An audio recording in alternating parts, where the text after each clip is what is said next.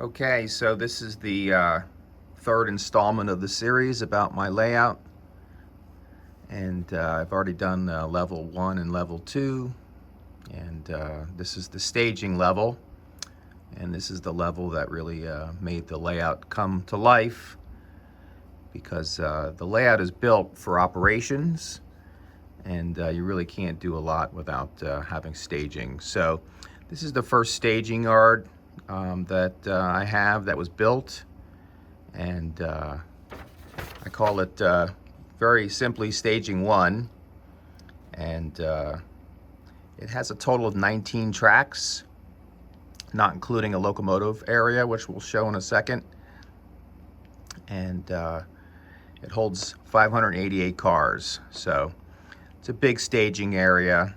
I don't stage cuts here at all. I just stage trains. So all my staging is literally just a variety of trains. I try and model every train that runs on the CSX's Philly subdivision. I can't model every one of them, but I'm pretty close. So this has a variety of trains in it. This is a staging area that was designed by an old friend who's no longer here, John Lasan, who put it to paper with pencil, and then I built it. And this is, we get down to the staging area via that large helix that we showed in, which we'll see again here shortly in the second video. The outer track is the main line, so it's basically just circle staging. And this is staging yard, has some stub-ended tracks, and then it has some through tracks, which is nice. And it also hosts eastbound and westbound trains. So that's pretty critical for me, because the other two staging areas, which we'll see in a little bit, they only stage westbound trains. So this has all the eastbounds at this point. You can see it. We'll go in here for a second, give you a view of it. It's not, the nice thing is I have a lot of staging. There's an old joke, you can never have enough staging. It's probably true. And I subsequently built 2 more staging yards over time, which I'll show you here in a little bit. And then if you turn around, the main line, as you can see the signs there, to the right, that line goes to Baltimore, and to the left goes towards Philadelphia. So most of the switches are hand thrown, but I do have some of those Del Air switches. There's a board there, and I actually have a couple right here on the fascia here. So they're all labeled, they work reliably, and the staging is basically built to L girder. I put it in after the upper level was built, so I had to basically build this level around the existing legs that were coming down from the upper level, and I ended up having to cut them one at a time and resplice them as I went along. But it's rock solid, you can lay on it. The other big thing is I put this LED lighting in here many years ago. This staging used to be quite dark, and it really brought it to life. So let's walk around a little bit. I'll show it to you. It's kind of hard. We'll go back in again, get a feel for it. It's a great staging facility. Let's go back.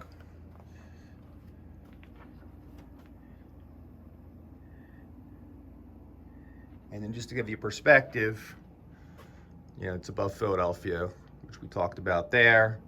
So it's really a nice staging yard.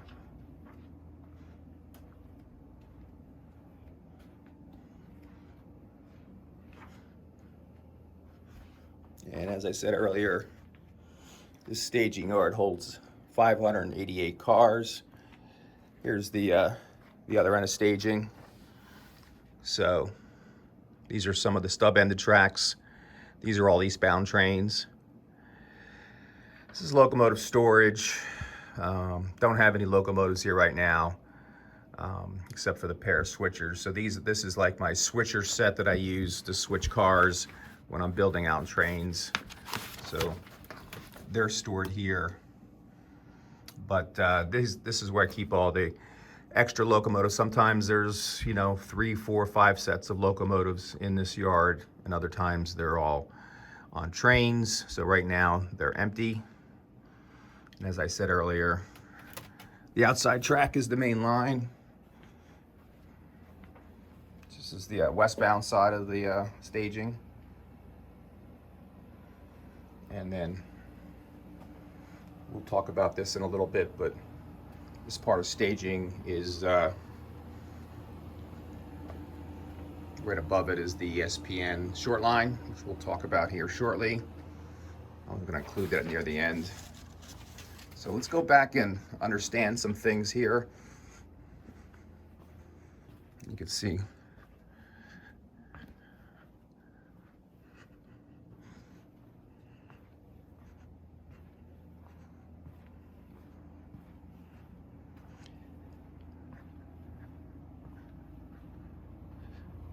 so we're going to go back in the other room. So here's where we're at again. This is the entrance and exits of the main line into staging 1. Main line is signaled.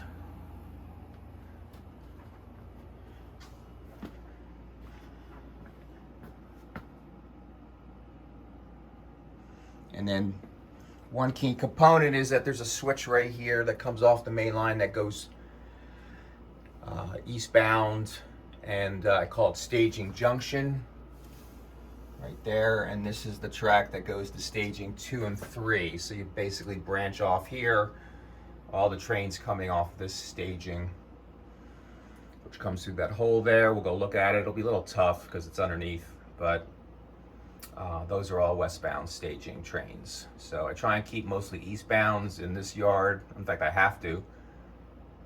And then these 2 tracks here go around that furnace, just to give perspective, and they go into that helix. So depending upon what direction they go, one track goes to Philadelphia, the other train goes to Baltimore. The helix itself looks double track in a sense, and it is, but it really is single track. It's really just a big circle. So anyways, and that's my other bank of boosters that I run. I don't have the layout on right now. And staging is signaled coming off of staging 2 and 3. I do have operational signals, so if a train pulls up to the signal, he has to wait to get the signal. Dispatcher can throw that switch. And so there you go. They're staging 1. So let's go around.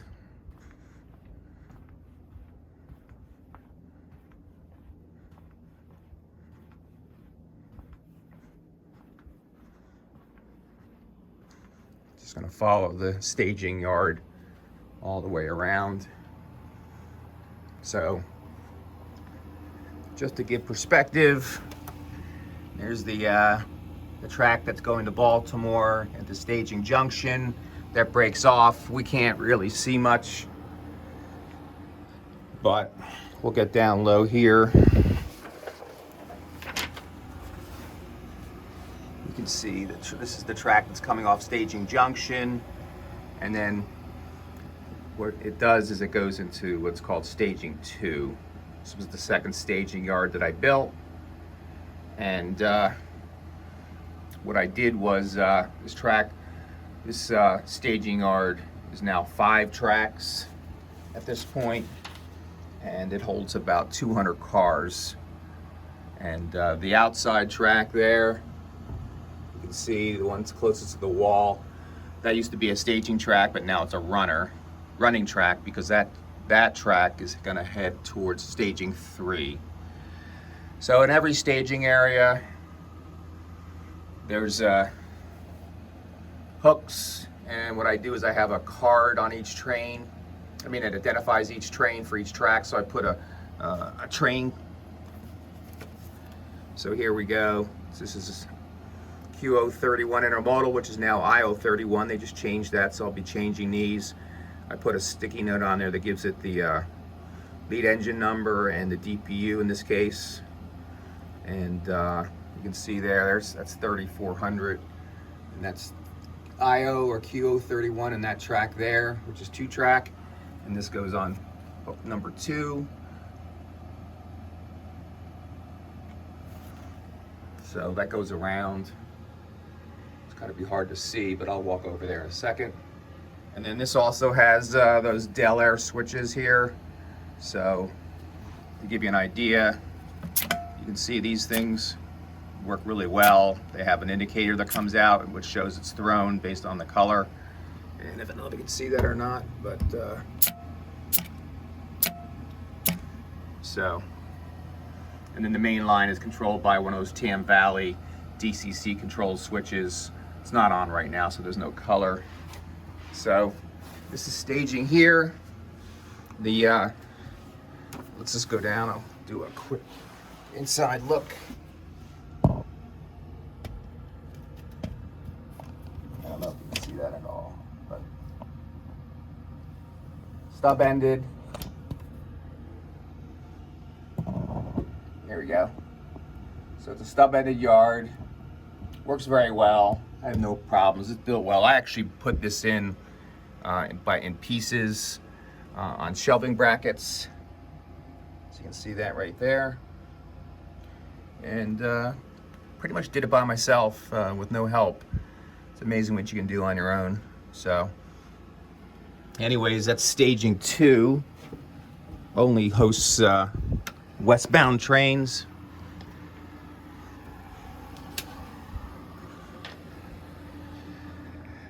So let's follow this around. You can see staging down below. We're just looking at it. And it's pretty accessible.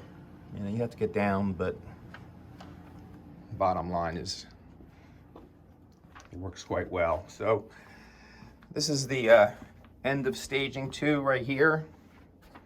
In fact, there's the DPU for that QOIO31. Stub ended. Works really well. And then what I did was the staging here for 2 ended right here where this engine is and where that rerailer track is. And what I did is I built going around staging 3. Also westbounds. Here's another, it's one of the signaling boards, Digitracks. They're throughout. So let's go down there. And staging 3 is 9 tracks and holds about 300 cars. So let's crawl underneath here right now. That's staging 3. Not full.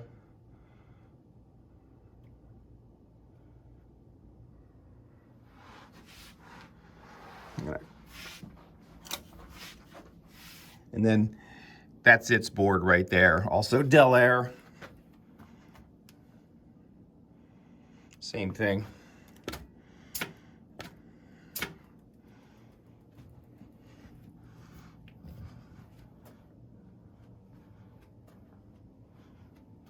It's a very long staging area.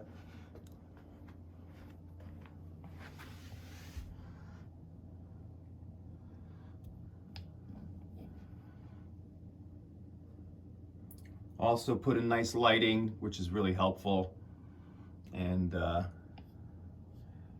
gives you a feel for this staging 3. And this just kind of goes along, and then it just ends right here.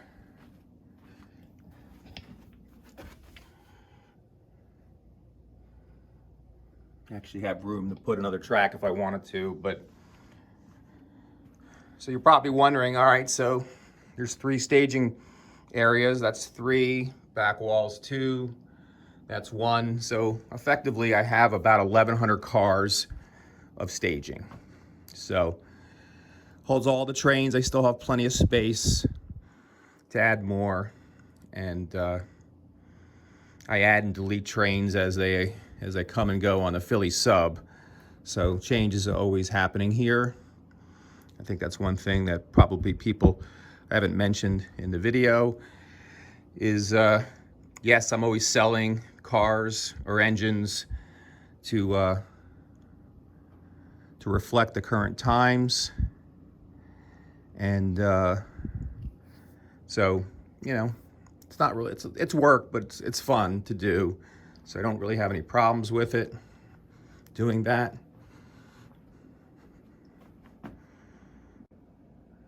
All right, so one thing I want to do is also do a quick overview of the ESPN, which is the short line that interchanges with CSX and at Willsmere Yard in Wilmington, Delaware, at Ellesmere Junction, which is where we're at now.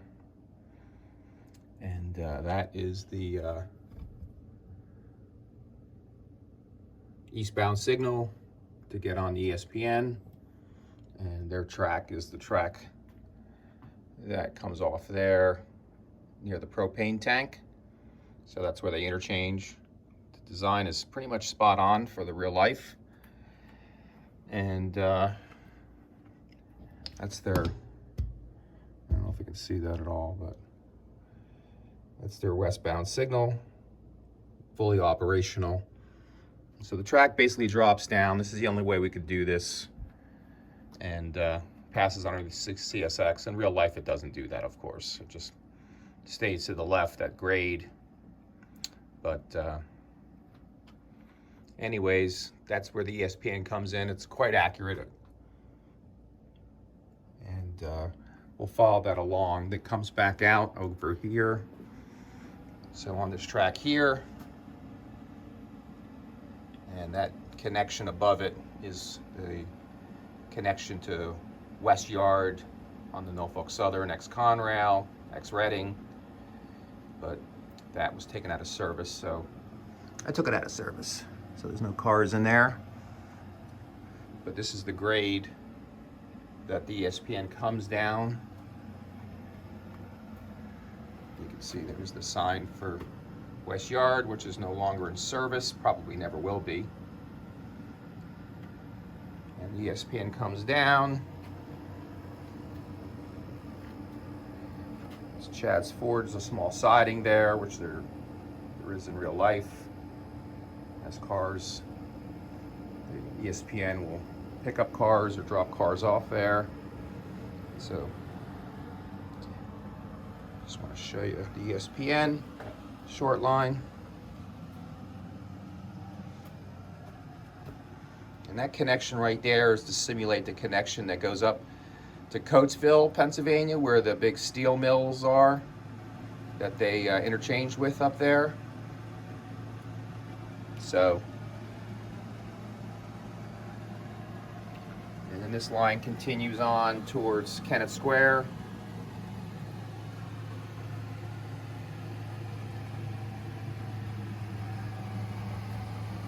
There's the power for the ESPN, which were done by Atlas on a custom run several years ago. The paint quality is spot on, and they actually have these two units, so sometimes these units are here or they're on another short line.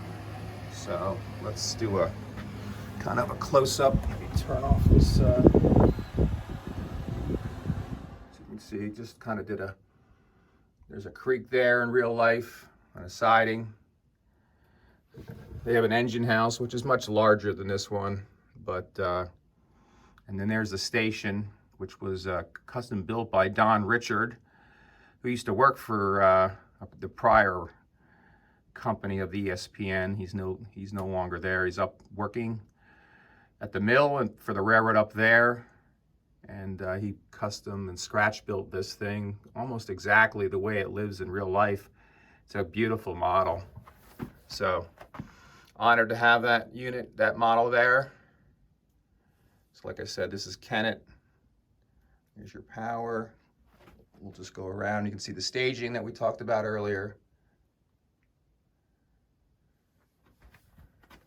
And there's a road crossing that is just west of the road, the station, which is there. I'm going to stay on this right now. It's a really fun short line to switch when they come down. And then we come into Avondale, where McGeary Grain is located.